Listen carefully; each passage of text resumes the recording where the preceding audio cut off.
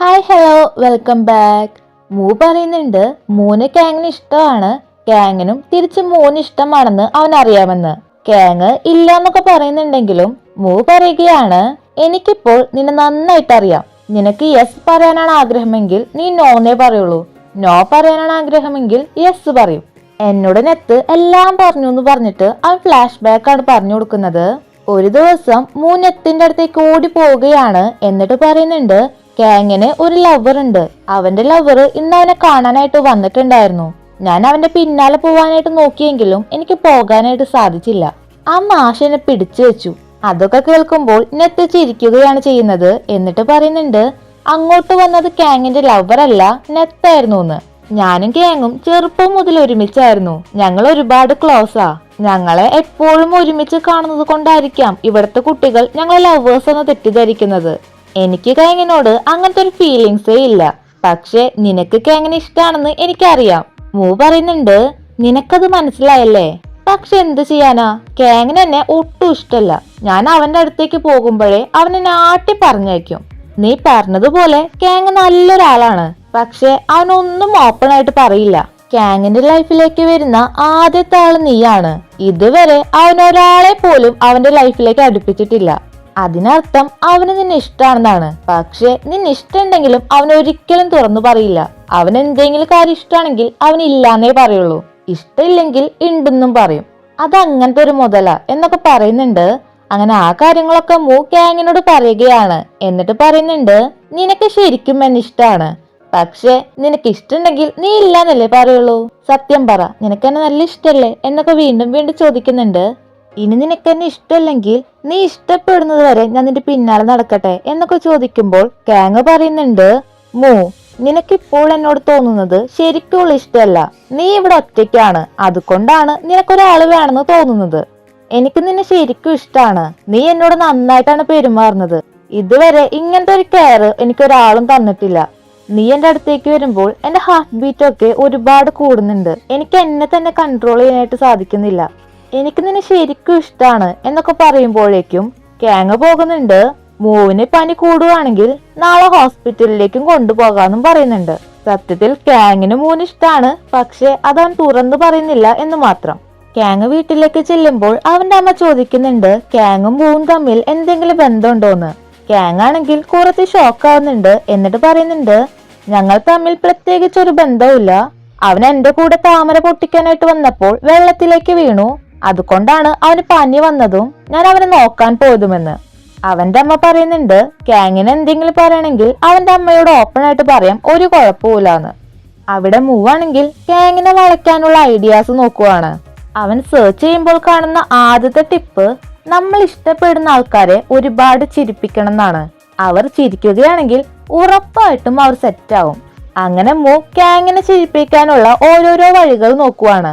അവന്റെ കോപ്പറേറ്റിങ്ങൾ കണ്ടിട്ട് കാങ് അറിയാതെ ചിരിക്കുന്നുണ്ട് കേട്ടോ. രണ്ടാമത്തെ ടിപ്പ്, നമ്മൾക്ക് ഇഷ്ടമുള്ള ആളുമായിട്ട് ഒരുപാട് പ്രാവശ്യം ഐ കോണ്ടാക്ട് ഉണ്ടാക്കണം.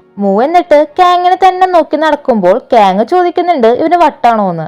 അങ്ങനെ ആ ടിപ്പും വർക്കൗട്ട് ആയില്ല. അപ്പോഴാണ് മൂനെ കാണാനായി ഒരാൾ പുറത്തു വന്ന് നിൽക്കുന്നുണ്ട് എന്നും പറഞ്ഞുകൊണ്ട് നെത്ത് വിളിക്കുന്നത്. അവന്റെ വിസിറ്ററിനെ കാണാനായിട്ട് പോവുകയാണ്.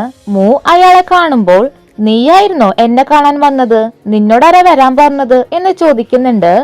അയാളും, നീ എന്നോട് പറയാതെ പോയാൽ ഞാൻ നിന്നെ കണ്ടുപിടിക്കില്ല എന്ന് വിചാരിച്ചോ എന്നൊക്കെ ചോദിക്കുന്നുണ്ട്. നെത്ത് ഉടനെ തന്നെ കാങ്ങിന്റെ അടുത്തേക്ക് പോയിട്ട് മൂനെ തല്ലാനായിട്ട് വേറെ ഒരാൾ വന്നിട്ടുണ്ടെന്ന് പറയുകയാണ്. വന്നിട്ടുള്ളത് ശത്രു എന്നല്ല, അവന്റെ സ്വന്തം കസിനാണ്. മൂന്റെ കാര്യങ്ങളൊന്നും അറിയാതെ അവന്റെ അമ്മ ഒരുപാട് വറീഡാവുന്നുണ്ട്. അതുകൊണ്ടാണ് അവനെ കസിനെ പറഞ്ഞയച്ചെന്ന്. പറയുന്നുണ്ട്, എന്റെ അമ്മ എന്നെ കുറിച്ചോർത്ത് വറീഡാവുന്ന. ഞാൻ എന്റെ അമ്മയോട് കുറച്ച് പൈസ ചോദിച്ചപ്പോൾ എനിക്ക് താരില്ലാന്ന് പറഞ്ഞത്. എന്നിട്ടും എന്നെ കുറിച്ചോർത്ത് വറീഡാവുന്നുണ്ടെന്നോ? എടാ മണ്ട, ഒരു സൈക്കിളിന് 1000 2000 മാത്രമാണ് ആവുള്ളൂ. ഏറിപ്പോയാൽ 5000. പക്ഷെ നീ കൊണ്ടു കൊടുത്തത് 15000 അല്ലേ? പിന്നെ എങ്ങനെയാ നിന്റെ അമ്മ നിനക്ക് പൈസ തരിക? ഞാൻ ഇങ്ങോട്ട് വന്നത് നിന്നെ ഒരു നല്ല റെസ്റ്റോറന്റിലേക്ക് കൊണ്ടുപോകാൻ വേണ്ടിട്ടാ. നീ വരുന്നില്ലെങ്കിൽ വേണ്ട, ഞാൻ പോകട്ടെ എന്നൊക്കെ പറയുമ്പോൾ പറയുന്നുണ്ട്, ചേട്ടനോട് ഞാൻ എപ്പോഴാ പോകാൻ പറഞ്ഞത്? ചേട്ടൻ ഇങ്ങോട്ട് വന്നേ, നമുക്ക് പോകാം എന്നൊക്കെ പറഞ്ഞിട്ട് രണ്ടുപേരും കൂടെ പോവാണ്. അപ്പോഴാണ് അങ്ങോട്ട് നെത്തും കാങ്ങും കൂടി വരുന്നത്.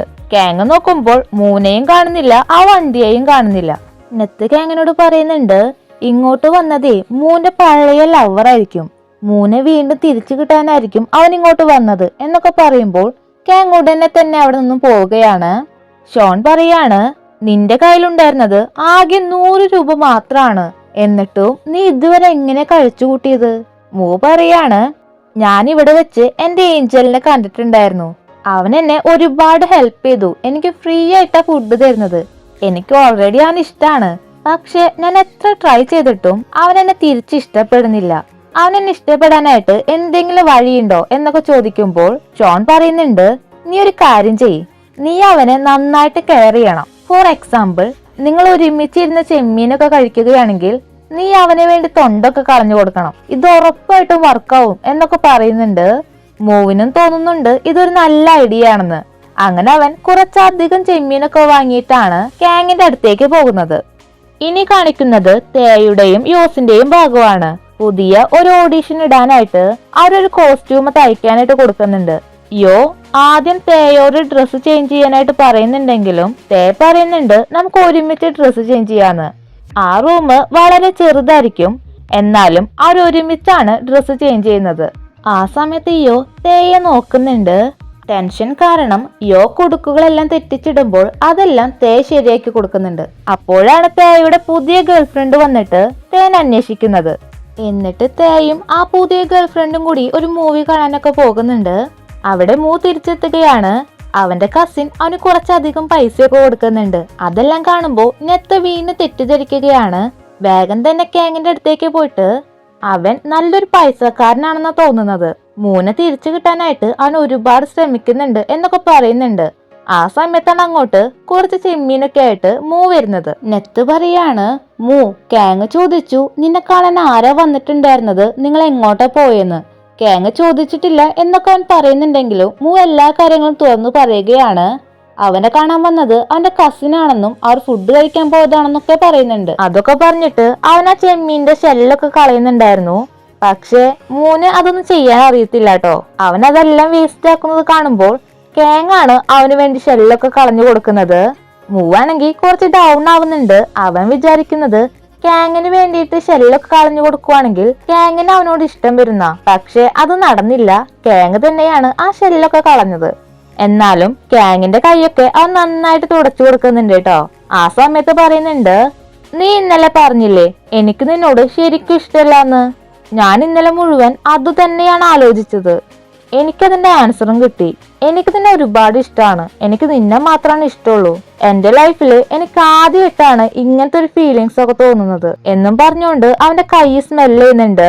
എന്നിട്ട് ആ ചെമ്മീന്റെ സ്മെല്ലൊക്കെ പോയിന്ന് പറയുന്നുണ്ട്. ആ സമയത്ത് കാങ്ങിന് കുറച്ചധികം നാണം വരുന്നുണ്ട്. എന്നിട്ട് ഉടനെ തന്നെ അവൻ കൈ കഴുകാൻ പോവാണെന്നും പറഞ്ഞുകൊണ്ട് എഴുന്നേറ്റ് പോവാണ്. പോകുമ്പോൾ കാങ് ചെറുതായിട്ട് ചിരിക്കുന്നൊക്കെ ഉണ്ട്. അതിനർത്ഥം അതൊക്കെ വർക്കൗട്ട് ആവുന്നുണ്ടെന്നല്ലേ. പാവം മൂവാണെങ്കിൽ ഇനി എന്താ ചെയ്യാന്നൊക്കെ ആലോചിക്കുന്നുണ്ട്. അങ്ങനെ അവൻ രാത്രി തന്നെ അവന്റെ കസിനെ വിളിച്ചിട്ട് കുറെ ടിപ്സ് ഒക്കെ മനസ്സിലാക്കുന്നുണ്ട്. അടുത്ത ദിവസം തന്നെ മൂ കാങ്ങിനെ കാണാനായിട്ട് പോവുകയാണ്. എന്നിട്ട് അവന് വേണ്ടിയിട്ട് ഒരു പാട്ടൊക്കെ പാടി കൊടുക്കുന്നുണ്ടെങ്കിലും അതൊന്നും സെറ്റ് ആവുന്നില്ല.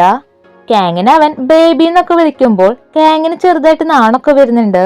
എന്നിട്ട് അവനോട് അങ്ങനെ വിളിക്കരുത്, എല്ലാരും കേൾക്കും എന്നൊക്കെ പറയുന്നുണ്ടെങ്കിലും അവൻ അതൊന്നും മൈൻഡ് ചെയ്യുന്നില്ല. വീണ്ടും ബേബി ബൂ എന്നൊക്കെ പറഞ്ഞുകൊണ്ടാണ് അവിടെ നിന്നും പോകുന്നത്. ഇന്റർവെല്ലാകുമ്പോൾ മൂ പുറത്തേക്കൊക്കെ ഇറങ്ങുന്നുണ്ട്. അപ്പോഴാണ് തേയും യോയും കൂടിയിട്ട് സ്കൂളിൽ നിന്നും ചാടി പോകാനായിട്ട് നോക്കുന്നത്. അവരുടെ അടുത്തേക്ക് അടുത്ത പ്രിൻസിപ്പൾ വരുന്നുണ്ടായിരുന്നു. മൂ വേഗം തന്നെ പോയിട്ട് അവരെ ഹെൽപ്പ് ചെയ്യുകയാണ്. ആരൊക്കെയാണ് ഗേറ്റ് ചാടി പോയത് എന്ന് പ്രിൻസിപ്പൽ ചോദിക്കുന്നുണ്ടെങ്കിലും മൂ പറഞ്ഞു കൊടുക്കുന്നില്ല. അതുകൊണ്ട് തന്നെ അവനൊരു വലിയ പണിഷ്മെന്റ് കിട്ടുകയാണ്. നല്ല ടഫായിട്ടുള്ള കുറച്ചധികം മാത്സ് പ്രോബ്ലംസ് ആണ് അവനോട് ചെയ്യാനായിട്ട് പറയുന്നത്. മൂ അവിടെ നിന്നും രക്ഷപ്പെടാനൊക്കെ നോക്കുന്നുണ്ട്. അവൻ ഫുഡ് കഴിച്ചിട്ടില്ല, ഫുഡ് കഴിക്കാതിരുന്നാൽ അവൻ അൾസർ വന്ന് ചത്തുപോവും, അങ്ങനെയാണെങ്കിൽ പ്രിൻസിപ്പലിന് വിഷമാവും, അങ്ങനെയൊക്കെ പറഞ്ഞിട്ട് അവൻ രക്ഷപ്പെടാനായിട്ട് നോക്കുന്നുണ്ടെങ്കിലും പ്രിൻസിപ്പൽ അവനെ പറഞ്ഞയക്കുന്നില്ല. അപ്പോഴാണ് അങ്ങോട്ട് ഫുഡുമായിട്ട് കാങ് വരുന്നത്. പ്രിൻസിപ്പള് മൂവിനും കൂടിയുള്ള ഫുഡ് ഏൽപ്പിച്ചിട്ടുണ്ടായിരുന്നു. മൂ വിചാരിക്കുന്നത് കാങ്ങാനെ ഹെൽപ്പ് ചെയ്യുന്ന, പക്ഷെ കാങ് ആണെങ്കിൽ മൂനെ വല്ലാണ്ട് മൈൻഡ് ചെയ്യാതെയാണ് അവിടെ നിന്നും പോകുന്നത്. അങ്ങനെ മൂ ശരിക്കും പെട്ടുപോവുകയാണ്. എന്നാലും അവൻ തേയുടെയും യോയുടെയും പേര് പറഞ്ഞു കൊടുക്കുന്നില്ല. അങ്ങനെ പണിഷ്മെന്റ് കഴിഞ്ഞിട്ട് മൂ നേരെ കാങ്ങിന്റെ അടുത്തേക്കാണ് പോകുന്നത്. എന്നിട്ട് അവൻ എല്ലാ പ്രോബ്ലംസും സോൾവ് ചെയ്ത് കഴിഞ്ഞു. ഇപ്പോഴിങ്ങോട്ട് വന്നത് കാങ്ങിന് വേണ്ടിയിട്ട് എഴുതിയ ആ പാട്ട് കേൾപ്പിക്കാനെന്നും പറഞ്ഞുകൊണ്ട് ഒരു പാട്ട് പാടിക്കൊടുക്കുന്നുണ്ട്. മൂ ആ പാട്ട് കാങ്ങിന് വേണ്ടി മാത്രമാണ് എഴുതിയത്. അത് കേൾക്കുമ്പോൾ കാങ് അവനെ തന്നെ നോക്കിക്കൊണ്ട് നിൽക്കുന്നുണ്ട്. അപ്പോഴത്തേക്കുമാണ് മൂന്ന് ടീച്ചർ വരുന്നതും അവനെ വിളിക്കുന്നതും. മൂവാണെങ്കിൽ പെട്ടെന്ന് തന്നെ ഓടിപ്പോവുകയാണ്. ഇന്നാണ് തേയുടെയും യോസിന്റെയും ഓഡീഷൻ. അതിന് പോവാനായിട്ടാണ് അവർ സ്കൂളിൽ നിന്നും ചാടിപ്പോയത്. അവരുടെ കോസ്റ്റ്യൂം എടുക്കാനായിട്ട് പോകുമ്പോഴാണ് തേയുടെ കോസ്റ്റ്യൂം അവന്റെ എക്സ് ഗേൾഫ്രണ്ടും ഇപ്പോഴത്തെ ഗേൾഫ്രണ്ടും എടുക്കുന്നതും അത് തീയിലേക്ക് ഇടുന്നതും. തേ ഒരു പ്ലേ ബോയ് ആണെന്ന് അവർക്ക് മനസ്സിലാകുന്നുണ്ട്. അതുകൊണ്ടാണ് അങ്ങനെയൊക്കെ ചെയ്യുന്നത്. തേ എന്നിട്ട് ഒരുപാട് വിഷമിക്കുന്നുണ്ട്. അവൻ വിചാരിക്കുന്നത് ആ കോസ്റ്റ്യൂം ഇട്ട് പോവുകയാണെങ്കിൽ അവൻ ഉറപ്പായിട്ടും സെലക്ട് ആവുന്നതാണ്. അവന്റെ എല്ലാ കോൺഫിഡൻസും ഇതോടെ നശിക്കുന്നുണ്ട്. തേ എന്നിട്ട് പറയുന്നുണ്ട് അവൻ ഒരുപാട് പെൺകുട്ടികളുമായി ഡേറ്റ് ചെയ്യുന്നത് കൊണ്ടാണ് അവൻ ഇങ്ങനെ സംഭവിച്ചതെന്ന്. യോ പറയുന്നുണ്ട് തേ നീ വിഷമിക്കണ്ട, നീ ഒരു കാര്യം ചെയ്യേ, ഈ കോസ്റ്റ്യൂം ഇട്ടിട്ട് നീ ഇന്ന് പോ. എനിക്ക് ഐഡൽ ആവാനൊന്നും അത്രയ്ക്കധികം ഇഷ്ടമല്ല. ഞാൻ വെറുതെ ഒരു ടൈം പാസിന് മാത്രമാണ് ഡാൻസ് ചെയ്യുന്നത്. ഇന്നത്തെ ഓഡീഷനിൽ എന്നെ സെലക്ട് ചെയ്താലും ഞാനൊരു ഐഡൽ ആകുമെന്ന് എനിക്ക് ഒരു ഉറപ്പുമില്ല. നീ എന്തായാലും പോകണം എന്നും പറഞ്ഞുകൊണ്ട് തേന ഒരുപാട് നിർബന്ധിക്കുന്നുണ്ട്. അങ്ങനെ തേനെ അവന് കോസ്റ്റ്യൂം ഇട്ടിട്ട് പറഞ്ഞേക്കുകയാണ്. അവിടെ കാങ് എപ്പോഴും ഓർക്കുന്നത് മൂ അവന് വേണ്ടി പാട്ട് പാടിയതാണ്.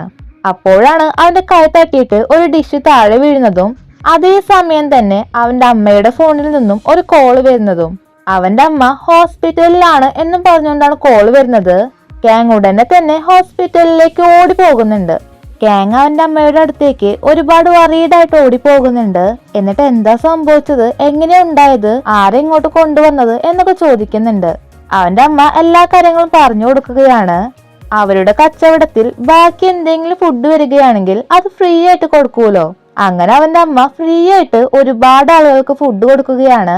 ആ സമയത്ത് അങ്ങോട്ട് മൂന്റെ കസിനായിട്ടുള്ള ഷോണും വന്നിട്ടുണ്ടായിരുന്നു.